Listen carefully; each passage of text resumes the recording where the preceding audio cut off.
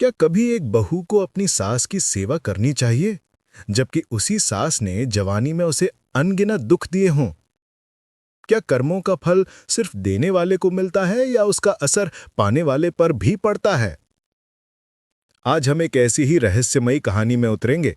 ये कहानी आपको सोचने पर मजबूर कर देगी कि जो हम बोते हैं वही क्यों काटते हैं, और कभी-कभी ये कटाई वैसी नहीं होती जैसी हम उम्मीद करते हैं। नमस्ते दोस्तों, आप कैसे हैं? हमें उम्मीद है कि आप और आपका परिवार स्वस्थ और खुश होंगे। तो चलिए आज की कहानी शुरू करते हैं। एक घने जंगल में एक बड़ा सा पेड़ था जिस पर बहुत से पक्षी अपना बसेरा करते थे।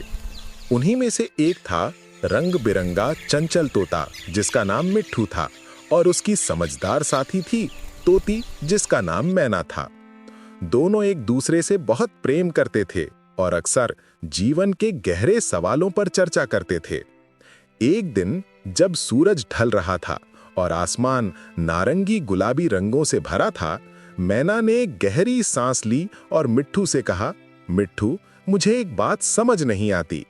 मिट्ठू ने अपनी गर्दन एक तरफ झुकाई। क्या बात है मैना? मैना ने आसपास के घोंसलों की तरफ देखा, जहां कुछ बूढ़ी चिड़ियाएं आराम कर रही थीं और कुछ जवान चिड़ियाएं फुर्ती से अपने बच्चों को दाना खिला रही थीं। उसने कहा, लोग कहते हैं कि जो बहू अपनी बूढ़ी सास ससुर की सेवा नहीं करती वो पाप की भागी होती है। ये सही भी लगता है, क्योंकि बड़ों का सम्मान और सेवा करनी चाहिए। मिट्ठू ने सहमति में सिर हिलाया। हाँ, ये तो हमारे शास्त्रों में भी लिखा है। पर मैना ने अपनी बात जारी रखी, जब ये सास जवान होती हैं तो अक्सर अपनी बहुओं को बदनाम करने में, उनकी बुराई करने में, उन्हें दुख देने में कोई कसर नहीं छोड़ती। मैंने कितनी ही बार देखा है कि एक जवान सास अपनी बहू को छोटी छोटी बातों पर ताने मारती है, पड़ोस में उसकी शिकायतें करती है और उसे घर में एक नौकरानी से भी बदतर समझती है। मैना की आवाज में थोड़ी उदासी थी। तो फिर जब वही सास बूढ़ी हो जाती है तो बहू से इतनी सेवा और उम्मीद रखने का क्या मतलब है, और ऐसे कर्मों का क्या फल होता है? मिट्ठू ने कभी इस बात को इतने गहरे से नहीं सोचा था। वो थोड़ी देर चुप रहा, फिर उसने कहा, मैना, तुम्हारा सवाल बहुत गहरा है। मुझे लगता है कि इसका जवाब हमें किसी ज्ञानी पक्षी से पूछना चाहिए। इस जंगल के उस पार एक बहुत पुराना और बुद्धिमान उल्लू रहता है जिसे सब ज्ञान वृद्ध कहते हैं। वही हमें इस कर्मफल का रहस्य समझा सकते हैं। और मैना ज्ञान वृद्ध उल्लू की तलाश में निकल पड़े। उड़ते उड़ते वे जंगल के उस घने हिस्से में पहुंचे जहां ज्ञान वृद्ध का डेरा था। एक विशाल सदियों पुराने बरगद के पेड़ पर ज्ञान वृद्ध अपनी आंखें बंद किए ध्यान मग्न बैठे थे।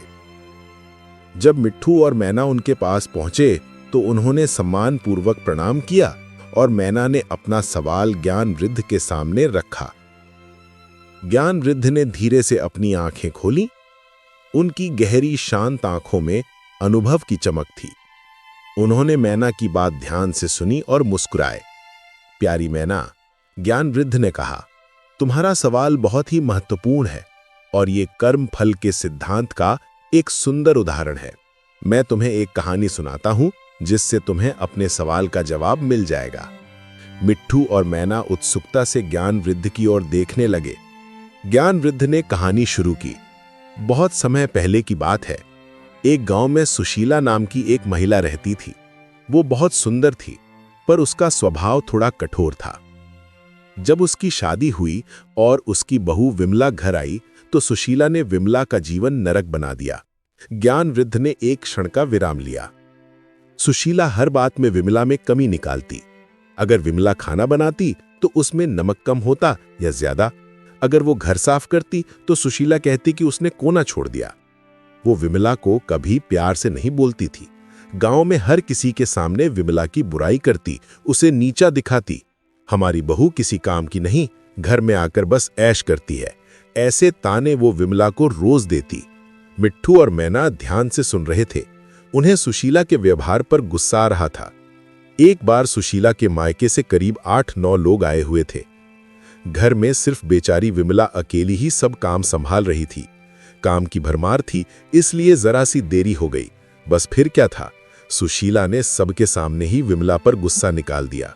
सुशीला ने ऊंची आवाज में कहा। रिश्तेदार भी बीच में बोलने लगे, अरे कैसी बहू है तुम्हारी, जरा सा भी फुर्ती नहीं है। हाँ, बिल्कुल ढीली लग रही है काम में। एक एक करके सब बोलने लगे। बेचारी विमला का गला भर आया, लेकिन चुपचाप आंसू पोंछकर फिर काम में लग गई। विमला बहुत सीधी और शांत स्वभाव की थी। ज्ञान वृद्ध ने जारी रखा। वह सब चुपचाप सहती रही। उसे लगता था कि एक दिन सास का मन पिघलेगा, पर ऐसा कभी नहीं हुआ। सुशीला ने विमला को इतना मानसिक कष्ट दिया कि विमला का स्वास्थ्य भी खराब रहने लगा। वह अक्सर उदास रहती और अपनी किस्मत को कोसती। समय बीतता गया। विमला के भी बच्चे हुए और वे बड़े हुए, और फिर जैसा कि प्रकृति का नियम है, सुशीला बूढ़ी हो गई। उसकी आंखें कमजोर हो गईं, उसके पैर कांपने लगे और उसे सहारे की जरूरत पड़ने लगी। अब सुशीला बिस्तर पर आ गई थी। उसे हर काम के लिए किसी की जरूरत पड़ती थी। विमला, जो अब खुद प्रौढ़ हो चुकी थी, घर की पूरी जिम्मेदारी संभालती थी। सुशीला को उम्मीद थी कि विमला उसकी सेवा करेगी, जैसा कि बूढ़ी सासों के साथ होना चाहिए। परंतु ज्ञान वृद्ध ने गहरी सांस ली। कर्मों का फल अपना रंग दिखाता है। विमला ने कभी सुशीला को भूखा नहीं रखा, उसे साफ सुथरा रखा, पर उसके मन में वो पहले वाला प्यार और श्रद्धा अब नहीं थी। विमला के दिल में कहीं ना कहीं वो सारी बातें बैठी हुई थीं जो सुशीला ने उसे उसकी जवानी में कही थीं। दबा देती, पर उसके माथे पर प्यार से हाथ नहीं फेरती। जब सुशीला को कोई बात कहनी होती तो विमला उसे सिर्फ सुन लेती, पर उसकी बातों में दिलचस्पी नहीं लेती। विमला ने अपनी सास को कभी कोई तकलीफ नहीं दी, पर उसने वो आत्मीय सेवा नहीं दी जिसकी सुशीला को अब उम्मीद थी। सुशीला को यह महसूस होने लगा कि उसने अपनी जवानी में विमला के साथ कैसा व्यवहार किया था। अब उसे अपनी हर कटु बात, हर ताना याद आने लगा। उसे महसूस हुआ कि विमला की आंखों में जो खालीपन है वो उसकी खुद की देन है। सुशीला को अब अपनी पुरानी कही बातें चुभने लगीं। उसे याद आया कि कैसे वो विमला के बीमार होने पर भी उसे ताने देती थी, कैसे उसने विमला के खाने में कमी निकाली थी जबकि विमला ने प्यार से बनाया था। अब जब सुशीला बीमार थी और उसे खाने में स्वाद नहीं आता था, तो उसे विमला की बनाई खीर याद आती थी जिसे उसने कभी सराहा नहीं था। ज्ञान वृद्ध ने आगे कहा, विमला ने कभी सुशीला को पलटकर कोई कड़वा शब्द नहीं कहा, पर उसके व्यवहार में एक दूरी थी, एक खालीपन था। सुशीला को अपने अकेलेपन में सबसे ज्यादा अपनी पुरानी बातें याद आती थीं, और यही उसके लिए सबसे बड़ा दंड था। ये कोई बाहरी दंड नहीं था, बल्कि उसके अपने कर्मों का फल था जो उसे मानसिक रूप से सता रहा था। एक दिन सुशीला रोते हुए विमला से कहा, बेटी, मुझे माफ कर देना, मैंने तुम्हें बहुत दुख दिया। आज मुझे समझ आ रहा है कि मैंने क्या गलती की थी। विमला ने सिर्फ इतना कहा, जो बीत गया सो बीत गया माँ जी। उसकी आवाज में न गुस्सा था न प्यार, बस एक तटस्थता थी। ज्ञानवृद्ध ने अपनी बात समाप्त करते हुए कहा, तो देखा मैं ना, कर्मों का फल ऐसा ही होता है। जब एक सास अपनी बहू को जवान होने पर दुख देती है तो वो अनजाने में अपने भविष्य के लिए एक दूरी बो देती है। जब वही सास बूढ़ी होती है तो उसे सेवा तो मिल सकती है, पर वो निष्कपट प्रेम और आत्मीयता नहीं मिल पाती जिसकी उसे सबसे ज्यादा जरूरत होती है। कर देती है, पर उसके मन में उस सास के लिए वो भावना नहीं जग पाती जो उसे एक अच्छी सास से मिलती। और यही मानसिक खालीपन, यही पछतावा, यही अनदेखी का भाव उस सास के लिए सबसे बड़ा कर्म फल बन जाता है। मिट्ठू और मैना पूरी तरह से ज्ञानवृद्ध की बातों से सहमत थे। मैना ने कहा, तो इसका मतलब ये हुआ कि हमें हमेशा सबके साथ अच्छा व्यवहार करना चाहिए, क्योंकि जो हम देते हैं वही हमें घूमकर मिलता है, भले ही वो सीधे तौर पर ना हो। बिल्कुल सही कहा मैना, ज्ञानवृद्ध ने मुस्कुराते हुए कहा। कर्मों का फल केवल भौतिक रूप में ही नहीं मिलता, बल्कि मानसिक और भावनात्मक रूप में भी मिलता है। जो प्रेम और सम्मान हम दूसरों को देते हैं वही हमें वापस मिलता है, और जो कटुता हम फैलाते हैं वही हमें अपने बुढ़ापे में अकेलेपन और पछतावे के रूप में मिलती है। इसलिए जीवन में हमेशा दूसरों के प्रति दया, प्रेम और सम्मान का भाव रखना चाहिए, क्योंकि यही हमारे भविष्य के सुख की नींव रखता है। मिट्ठू और मैना ज्ञानवृद्ध का धन्यवाद कर अपने घोंसले की ओर लौट चले। उनके मन में अब कर्मों के फल को लेकर कोई शंका नहीं थी। उन्हें समझ आ गया था कि जीवन एक चक्र है और जो हम बोते हैं वही काटते हैं। ये सिर्फ बूढ़ी सास और बहू का नहीं, बल्कि हर रिश्ते और हर इंसान के कर्मों का सत्य है। मिट्ठू ने मैना की तरफ देखा और कहा, तुम्हारे सवाल ने तो आज हमें जीवन का एक बहुत बड़ा पाठ सिखा दिया मैना।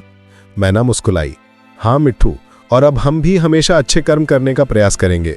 और इस तरह उस जंगल में तोती के एक सवाल ने सभी पक्षियों के लिए एक नया ज्ञान का मार्ग खोल दिया, ये सिखाते हुए कि प्रेम, सम्मान और दया ही सच्ची पूंजी है जो हमें अंत में सुख देती है।